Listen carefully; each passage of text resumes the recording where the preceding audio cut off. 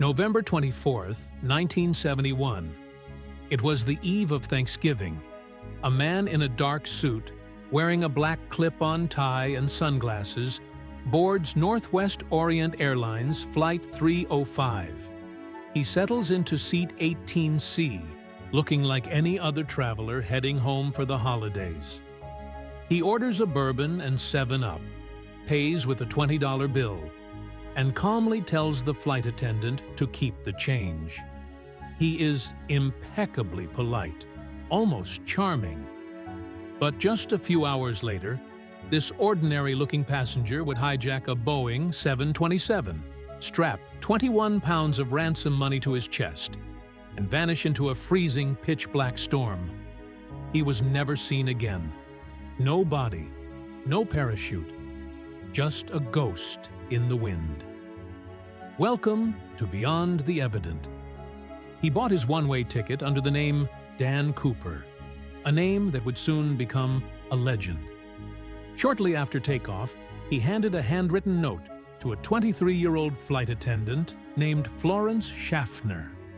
Thinking he was just another businessman flirting with her, she slipped it into her purse unread. Cooper leaned in closer, his voice low and steady, and whispered a phrase that would change aviation history. "Miss, you'd better look at that note. I have a bomb." When she opened it, she read his exact demands, printed in neat, all-capital letters. To prove he wasn't bluffing, he opened his briefcase, revealing 8 red cylinders connected by wires to a large battery. The psychology of this man is what makes the case so deeply unsettling. He didn't scream. He didn't threaten the passengers. In fact, most people on the plane thought the stop in Seattle was just a minor mechanical delay.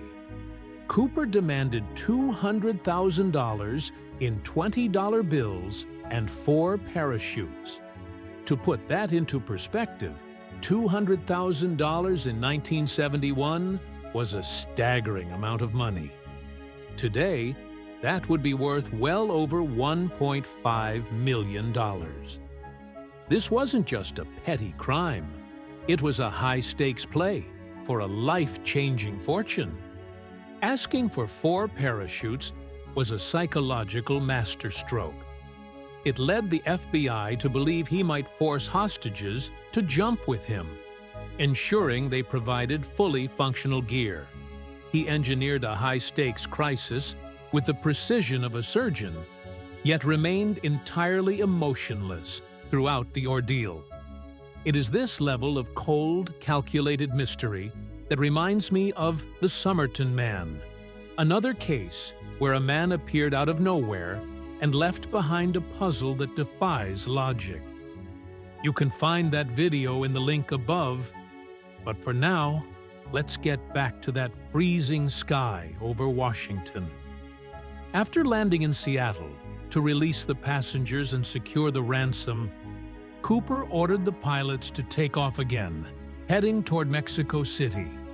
He demanded the plane fly under 10,000 feet so he wouldn't need an oxygen mask, with the landing gear down and the speed kept painfully slow, under 150 knots. Most importantly, he ordered the rear air stairs to be lowered. At exactly 8:13 p.m., while flying over the treacherous, heavily forested Cascade Mountains, the plane's instruments detected a sudden shift in air pressure. Cooper had stepped onto the rear stairs and jumped into the abyss. Could a human being actually survive that fall? He jumped into a 200-mile-per-hour wind chill, plummeting into a raging rainstorm with temperatures well below freezing. Below him were miles of brutal wilderness, dense pine trees, and jagged canyons. Even if his parachute opened, the sheer will required to survive in that wilderness, wearing only a business suit and a trench coat, would push the absolute limits of human endurance.